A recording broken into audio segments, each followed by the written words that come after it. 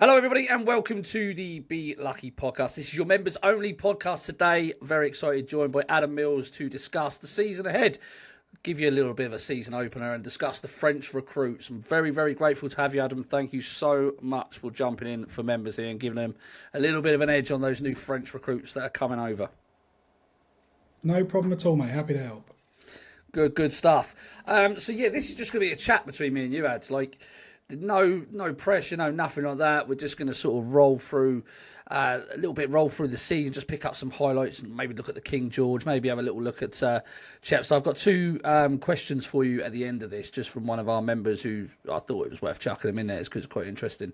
But we'll start straight away, shall we, with the French recruits, what you found. And I know you're busy all summer looking at these French recruits, and you're miles ahead of me when it comes to it, because normally I'm not really starting until sort of next week after Chepstow to get really stuck into these. But what would you say is the biggest takeout for you so far from the season? I think the biggest takeout is that this is the biggest list I've compiled. I think we're up to 69 now, plus another 7 or 8 that I just need to confirm. But there's a lot of gambling going on. And what I mean by that is a huge number of these horses have one run, sold for big money, off they go. If you think about 10, 15 years ago, Courto Star's a good example. 10 starts he had in France before he moved. And it's just, this is the 9th year I've done this list, and the number of horses who are sold with just one start gets bigger every year. Everyone is trying to beat Willie Mullins at the game, and no one's succeeding because his network is so good. It's so well drilled. They know every horse. They know it all inside out. If you go to one of those 3-year-old hurdle races at Auteuil, the agents in the paddock are just swarming. And the minute they're crossing the line, there's conversations going on. There's people trying to get the deals done. In the past, you might have had 2 or 3 weeks to go away, think about it, look at the form, watch it back a few times. Now you've got to go on your gut instinct. And whilst there'll be 2 or 3 connections who think, yeah, we've got to try and hurdle horse here, there's probably another 10 sets who think they have, but they won't do. Yeah. Fascinating, because I think on your list, just one of the horses I wanted to pick out straight away was, it's gone to Henry de Bromhead and Rob Kerr as this Matin Midi et Soir. Now, am I right in saying that this has got a French rating of 72 kilos? It has got a French rating of 72 kilos. It's a Grade 3 hurdle winner. Imagine how much money Simon Menier and Isaac Swade have. I don't know, but I'd imagine they're pretty wealthy. And someone was able to persuade them to part with their 3-year-old. There's a Grade 1 in November at Auteuil for 3-year-olds in the Prix Series. The race looked to be at his mercy after he won the trial in September, and they've sold him. He was, when I did my notes for the race in September, I wrote down the best 3-year-old left in France. And 2 days later, it's all over Twitter that he's been sold. So he's certainly interesting. He's quite experienced, ran well in the spring, got a good ride last time, but he is sort of the standard setter. But what I would say, and perhaps last year I got my fingers burnt with Willie de Hall in terms of assuming that the one coming out of France at the top of the tree would be the right one. He's had 4 or 5 starts. There are others who may have had one start who could well improve past him. Yeah. It's big money being paid. I don't know the exact sum, but the rumours would suggest that the bank was broken to get him in. Jeez, it's a lofty rating as well. That equates to 144 in Britain. Yeah. That would have won him, most of the Triumph hurdles in the last 10 years, I think, off that sort of rating. So something does need to improve past him, really, to go in. We could have, if that's being improved past, we could have a really good juvenile crop coming over from France. But what is your whole takeaway? Because I think you mentioned you weren't that impressed. There weren't really many standouts. And like you say, a lot of people are taking gambles on these once-race horses. What's your overall feeling about what we're seeing coming into Britain for this season? My feeling about the form in the spring was that it wasn't that good. And it was slightly skewed because Coolmore decided to send Noel George 3 walk-in-the-park 3-year-olds with a view that if they could get one to be half decent, they could turn him into a stallion. The Mighty Celt is probably just about the best of those, but they've all been beaten as well as winning races. But it just confused the form in the spring because everyone was looking and thinking, well, they're not for sale. Which ones are going to make the jump? But what I would say is since the racing resumed at Auteuil at the start of September, it's been better. And so I'm actually looking at 2 or 3. Matin Midi et Soir will be one example. Macho Man, who won the Pride of Kildare last week, has been sold to Willie Mullins and Joe Donnelly. He looks very interesting. Proactif won the Prix Fino. The later season races have suddenly become interesting. And if you think about last season, we started the jump season at Chepstow, and in that same week, Live Conti won the Prix Pride of Kildare. Lou Lamba came out a week later and won on his debut. And at the end of the year, they were probably the best two juveniles. Yeah. Still not quite got over Poniros doing me on the Cheltenham Hill, but I think Lou Lambert and Live Conti were at the top of the tree by the end of last season. And that's a real shift, because in years gone by, it's always been a case of look at the April and May races, whatever Willie buys will win.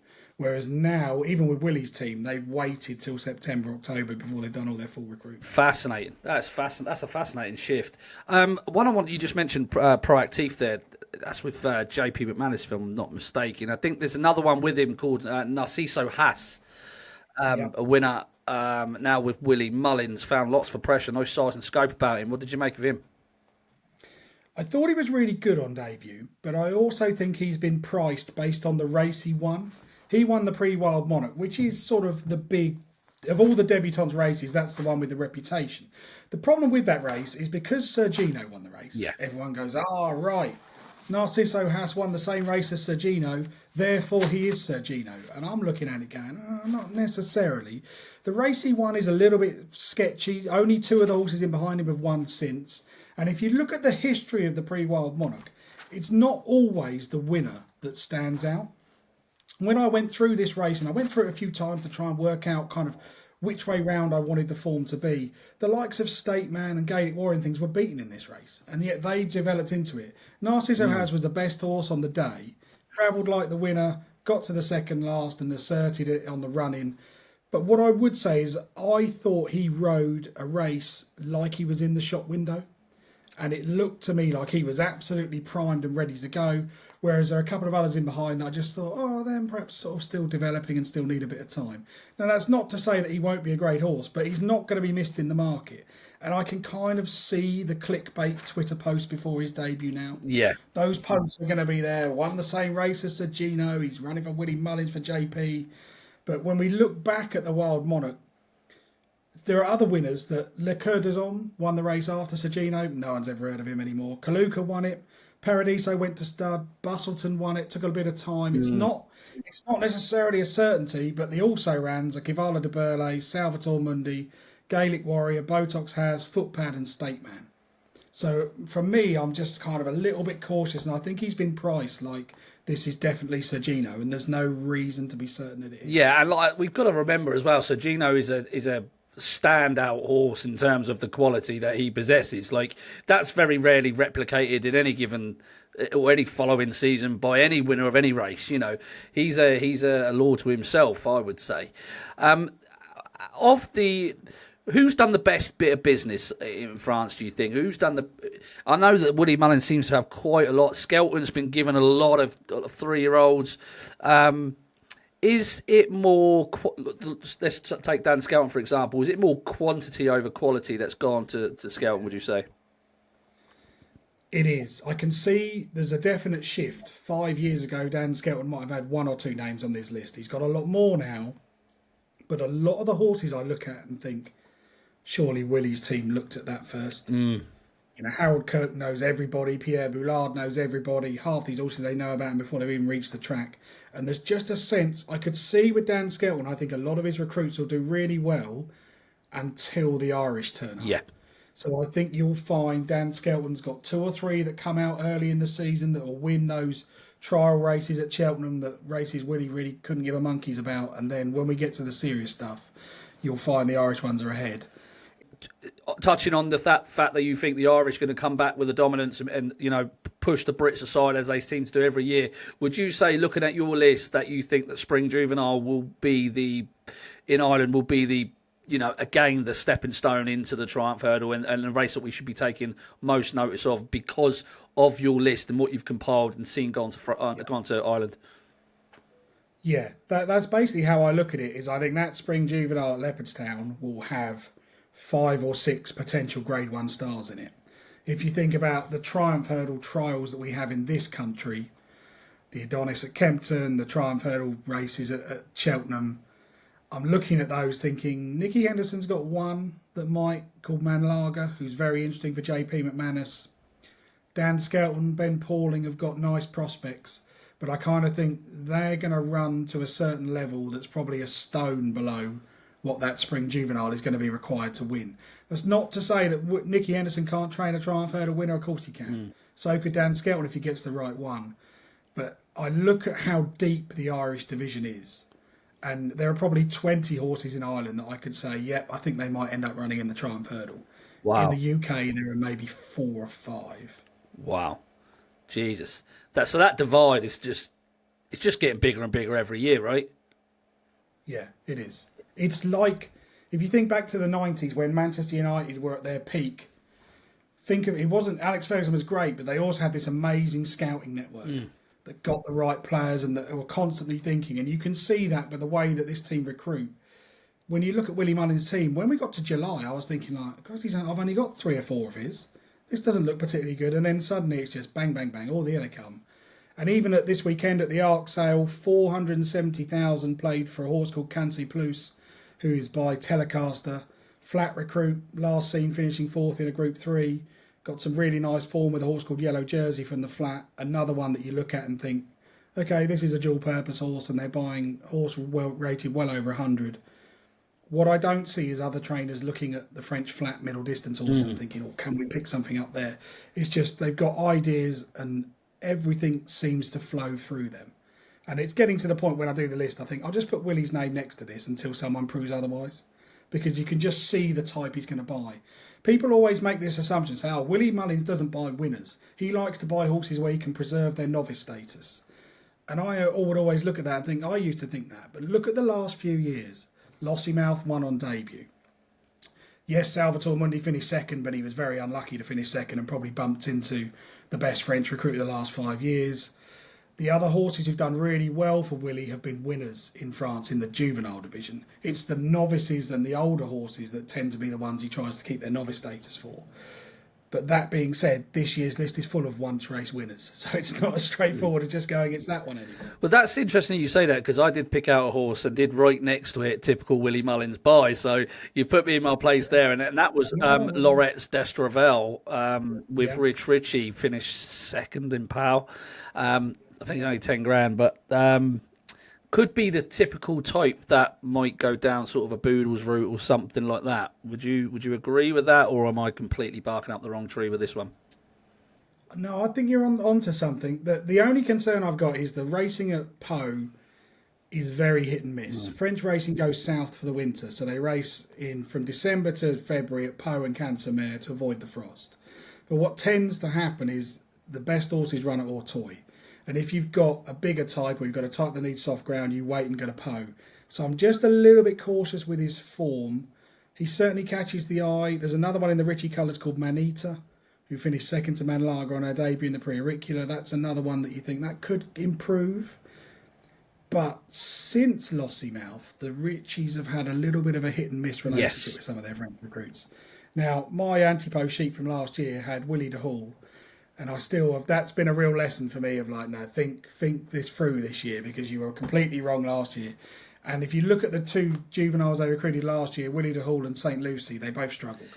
Yeah, so, they did. But to be fair to you though, Willie de Hall did look the real deal on his first start in Ireland. And I thought, oh, he's going to come on a ton after that. And he just never kicked on, whether it was him acclimatising to Ireland or whatnot. Is that a myth? That was a good question, actually. I'll throw that in now from Andrew W., who's one of our members, was asking about French horses acclimatising to coming over to Ireland and over to Britain. Is it something you take into consideration? Is it something that people should be aware of? I know because, you know, you can see horses sometimes on the flat, for example, that travel outside of Ireland and they just don't enjoy the travelling or whatnot, and their race probably comes a little bit too soon. Do you take that into consideration when you're thinking about these new French recruits? Yeah, particularly the French national hunt season is very different to ours. It has 2 peaks. The Gold Cup Grand Steeple meeting in May and then the big Group 1 meeting at the end of November. So if you're training a horse in France, you have to try and build your season around that. So some of these 3-year-olds that run at Auteuil in March have probably been schooling since they were 2. and they've spent 9 months getting ready for that day, particularly if they're in the shop window. So I'd always prefer them to have the summer off. I don't like to see them out too early. I think it's important to give them time. The alternative way, when you recruit in the autumn, it's very different. Because if you're running in September, it's like just running in an early season race at Listowel or Chepstow. You can just build your season around it. But it is important to bear in mind that most of these French breeders know where the money is. And the money is in Ireland and the money's in the UK.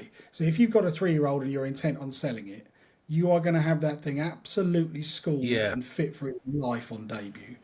That can take a bit of getting over. And quite often we'll see a number of horses that you'll look at and think, blimey, that was so amazing on debut. But then they're never quite the same again, because when they go back to Ireland, they get a bit of a break and then they come out and they're at 80% fitness. They're not used to racing 80% fitness. So lots of horses will improve. If you think about Mambo number 5 last year, when he ran in France, I'll be honest and say my notes were slow as a boat. Because he just was. He was really struggling to go the pace when Nietzsche has. But they managed to get a win into him at Kempton of all tracks. And it was just that he needed more time. So it's not as straightforward as just assuming that because the form from Auteuil translates, it must be good. Yeah. There are lots of horses that French racing is generically slowly run. And nearly every race at Auteuil is a finishing speed of 105% or more, where basically everything gets to the third last. Quite often there'll be 10 jumping the third last within 2 lengths. And then the jockeys will go, right, now we'll race. Yeah. Whereas in this country, you can be absolutely legless at the third last. So it's just important to kind of go into it with an open mind, but also to assume that Willie Mullins has bought the best one, because that's a pretty safe strategy. With this French list this year, and you saying obviously like we've got a lot of once race horses, a lot of trainers taking gambles, do you think the anti-post markets, do you think we're going to be able to see more value in the anti-post markets by holding off a little bit and waiting a little bit because of that perhaps improvement that they didn't have 5 or 6 years ago? Maybe they came over, with a high rating and they were, going to maintain that level. Whereas this year we've got a lot of horses that are going to be stepping forward time and time again. Can you see the anti-post market just flip-flopping throughout up until Christmas and then, maybe after Christmas still? Yeah, definitely. There's definitely the potential for that anti-post market, particularly with the Triumph Hurdle, that it's going to change massively. It's very unlikely. It's possible that JP has the best 2 for juveniles in Manlager and Narciso has, but they were sold relatively early in the season. It's a difficult market because most of the major firms don't start and they all wait for Unibet to price up the Triumph and then they'll try and copy and paste. And when that happens, particularly when you've got a firm that doesn't take that many anti-post bets, the market can be all over the place. And what tends to just happen is anything someone puts on Twitter, it'll appear. Yeah. So I know if I happen to just drop a name on Twitter somewhere, it'll appear in an anti-post market. Whether someone asks for a price or someone's following me, they'll just chuck it in. But it will vary massively. I think last year I had a couple of slips with Willie de Hool on it where I backed him at 10s. Well, I was backing him before Lou Lambert even made his debut. Which was, that was partly probably my naivety in terms of where we're punting. But there is that scenario that the prices are in July, the likes of Manlager, when it was Nicky Henderson gave a sort of positive update and the horse shortens in. Narciso has the right history and the right profile. He's going to shorten up, whereas others, the likes of the Macho Man, who's won recently, Proactive, people aren't even thinking that it's still possible to buy that horse. Yeah. Proactive is going to slide in there. And yet, actually, I'd argue that Proactive achieved far more in his debut than Narciso has or Manlager did. So fascinating. It's very difficult. It will move. The question is, can you get the right one? Yeah. Because right now I can only narrow it down to about 15. Jesus. But that might be good in a sense that we're not going to see a juvenile race once look impressive and then be a 6-4 shot for a race in 5 months. Do you know what I mean? So, it could also be a bit of an advantage, and you touched it again, Willie de Hool there, but you knew you were doing the right thing, backing him at 10s from the research, right? That's all you can do, and can't always guarantee they're gonna come off, but you know what you're doing in terms of the form study and everything else. So I think that's very important. Just to round off sort of the juvenile section a little bit, who's at the top of your list? If I had to say, cut that 15 down to 3. Wow, cheers for that question, Daz. That's great. What shall we say? So we'll put in Manlager for Nicky Henderson. Not necessarily because she's certain to be there, but she's a filly. She's trained by Nicky Henderson. And if you want to have a runner in the Triumph, pick one trained in England because you don't have to think it through. Manlager is one of the best recruits that there is in the UK as a 3-year-old. She's already won a race, so Nicky Henderson can't back off. He's got to push on. So it looks to follow a relatively straightforward pattern that Manlager is going to end up in the Triumph, and she's probably going to win 1 or 2 trials along the way. She's going to look like one of the best 2 or 3 in the UK. That's going to put her to the head of the market. You'd probably want to have her on side. The second one for me would be Proactif. I was really impressed with his debut in the Prix Fino. Daniela Malay and Willie Mullins have a superb relationship, so I'm not surprised to see that one go in. And then I'm going to take an absolute swing on one. I can't remember the last time I tipped a David Pipe horse, but there's a horse called Parchment who won at Clairefontaine in July. The summer racing can be a bit hit and miss, but this horse just absolutely tanked through this race. On the bridle all the way to the second last, made its ground on the inside, which is not necessarily the way to go, but jumped the last and then quick and clear. The horse in second is a horse called Pourquoi Pas Papa, which will be easy for Paul Nicholls to say, but he's bought that one, so you'll get a good clue from the form. But I think people will look at this horse and think it's gone to David Pipe, it'll be a handicap plot for Port Taunton or Wincanton in the spring, but I actually think this horse has got a bit of the Adagio look about him, and I think he'll probably make up into a Triumph horse more than a handicap horse, but because of his connections he'll be a bigger price. Brilliant. Obviously we have older horses coming over in terms of potential Supreme candidates. Anything caught your eye in that regard for the older horses? I mainly, when I'm doing the French Cruise, I'm mainly focusing on the juvenile division, to be honest with you, and I will just work off what I see in Ireland or England in terms of sort of the French recruits coming over. But is there anything that we should, be having our ears pricked about in terms of older horses, perhaps for a Supreme or a Ballymore or even an Albert Bartlett? Not really from this year, but one from last year that we didn't see called Fou de Trois, who I actually had in my mind was thinking he might be a Triumph Hurdle horse for last year. They couldn't get him right, gave him a year off. At the time, 12 months ago, I thought his form with a horse called Sauvignon of Paul Nicholls would work out really well. Same, man. Sauvignon could not have done more to damage his reputation if he tried. So maybe we'll put a line through Sauvignon, but Fou de Trois made a really impressive debut. I think the fact they've given him time will suit. I kind of get the sense that he could still be a superstar. He hasn't done anything wrong. We just haven't seen him. Yeah. And maybe a bit of time will help. I like the way he finished his race at Auteuil. It's never easy when they miss a year, and there's always a reason for it. But the fact he hadn't won a race meant they could make a decision last year. Actually, we can afford to back off this lad and go again next year. So he's one that I think will be completely under the radar when he eventually turns out. I actually had him on a Triumph Hurdle list last year, and he just didn't come out, which is as you just mentioned, which is a shame. But he is definitely very, very interesting. Let's move on quickly and just very quickly have a look at the King George. What are your thoughts about the King George? Willie Mullins has come out today and obviously said a few other bits and pieces about horses. Fatfile could start there. Gaelic Warrior is definitely going to go that way. I think personally, and I put him up a couple of weeks ago, 6-1. I think Gaelic Warrior is a cracking bet, right-handed. Kempton, King George. You remember all this talk before about Gaelic Warrior against what's his face, our favourite horse, Ile Francais. You remember all the talk about that, and that didn't transpire that year. He went he went 2 mile route. But surely this is going to cut up. I mean, we're not going to see that. I know the way you're thinking here. I don't think we'll probably see Banbridge, Jukebox Man. Will he go here? I don't know. But Gaelic Warrior, for me, this is his ideal test.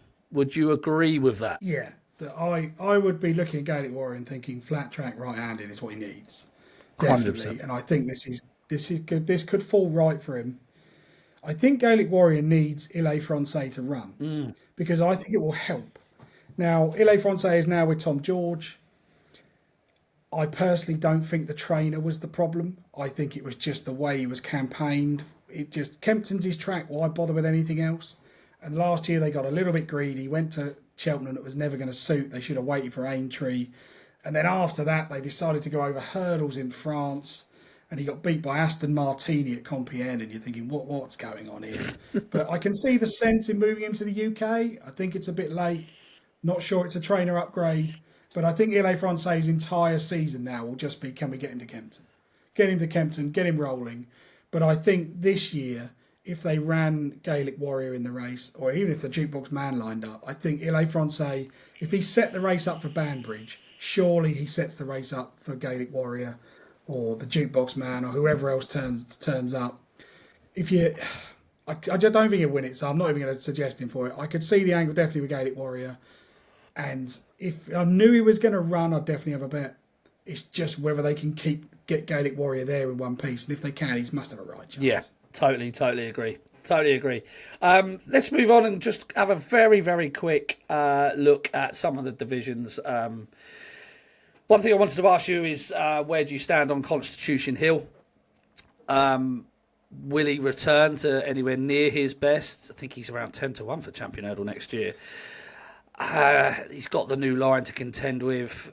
I mean, I think my personal opinion on the new line is that I think he's been well. I think he beat two stayers in the Ballymore. I think he never did anything in terms of time figures on my sheet previous to that to say he was up to Champion Hurdle level whatsoever. I could see 6-4 in for the fighting fifth. That will be an eye-opening race for many of us, I think. But where do you stand on this Champion Hurdle division? Have you got any strong opinion at the moment? Oh, I'd rather you ask me an easy one. I don't want to back Constitution Hill. I can't. For every horse that Nicky Henderson's brought back, there's been 5 or 6 that have lost it. And I just looked at last season and thought the Kempton race massively suited him over Lossiemouth. Fell at Cheltenham, fell at Aintree, and at Punchestown he was absolutely rancid. Now, Nicky Henderson might get him back, but how long is it since we saw the real Constitution Hill? Yeah. I think it was the Champion Hurdle in 2023 was the last time he ran to form. So I can't be having it. But the problem is then what do you take him on with? The new line is the most efficient hurdler I've ever seen. He's so good at his hurdles. He's just so nimble. He takes them in his stride. He barely moves. But I do agree that in hindsight now, I start to look and think the 2 horses he beat in that Ballymore are not going to be anywhere near 2-mile races. And even the form at Newbury, he beat Wendigo, who's a lovely horse, but Wendigo looked outpaced in the Albert Bartlett. So You're kind of starting to struggle to see it. Is State Man not just the obvious each-way bet if you had to have one in this race? I just feel like State Man doesn't necessarily get the appreciation he deserves purely because of one bad run behind Constitution Hill. The rest of the time he's done everything right. Had he not come down at Cheltenham in March, he'd have won it by probably half a furlong. He's getting older and at some point he's going to regress. But there's not apart from the new line, what is going to take him on? I just don't really see it. That's it, I'm not isn't going it? to have a bet at this stage, but if I had to, man each way. Yeah, brilliant. Brilliant little rundown of the Champion Hurdle division there straight away. Gold Cup division, just we'll leave novice hurdlers in the Champion Chase, but Gold Cup division is a division that's is crying out for new blood, really. But last year's winner, I know the way you're thinking. I'm a huge fan of him. I did a speed figure for him at Aintree, and I thought, Jesus Christ, this is a proper horse. He proved that in the Gold Cup. He had a very slow start to the season, so I can see from an anti-post perspective it's worth holding back and just waiting with him. But is that form with him? No, I'd agree. I think if you had to back last year's winners, there's probably 2 from last year that you'd think they're going to be there. One is Factor File, and the other is I Know the Way You're Thinking. Same ownership, they'll be kept apart unless something happens to one of them. I mean, you look back and you do think, how much could you have had on in that Kim Muir? What would it take at 13-8 in a 22-runner race? What would you have done? You emptied the tank if you'd have known what he was going to be. So his performance last year, it's not like it was half a length in it and Gallopan was unlucky. He did Gallopan fair and square. He looks the type to improve again.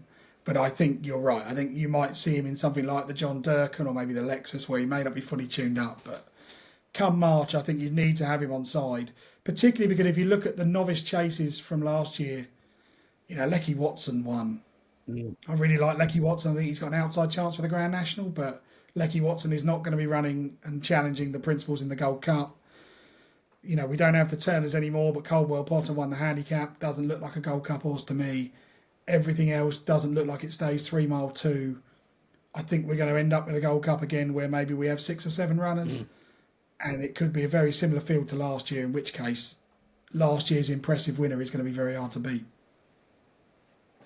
Absolutely agree. Totally agree with that.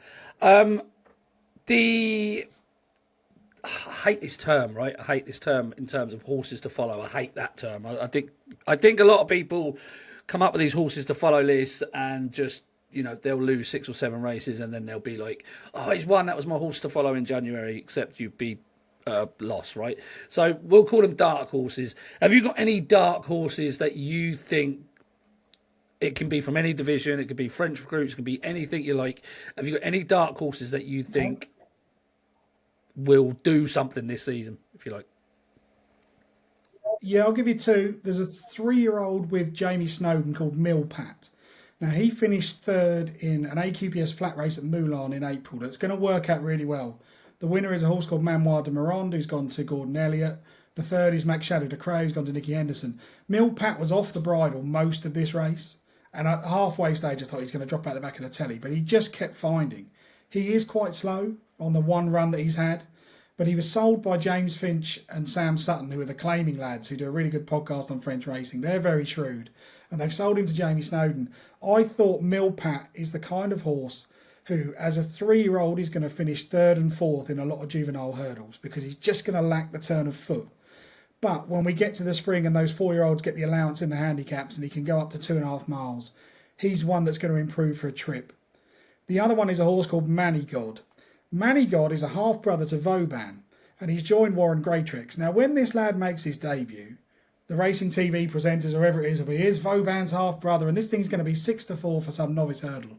He's had a lot of starts on the flat. He's had 8 or 9 of them. He's not Vauban. He's very slow. My goodness, he's slow. He's too slow for French racing over 12 furlongs.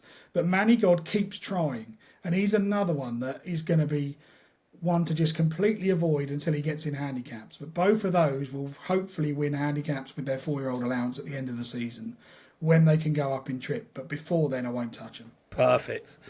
Brilliant. Well, Ads, I think we'll wrap it up there, mate. I think we touched on loads of stuff. It's been fantastic having you on to give the members a bit of an insight, mate. There's loads in there for them to get stuck into. Thank you so much for your time. And, mate, we're going to have to do this again, I think. I think we're going to have to get together again at some point in the season. Thank you so much for joining me, Ads. No problem. Anytime, Daz.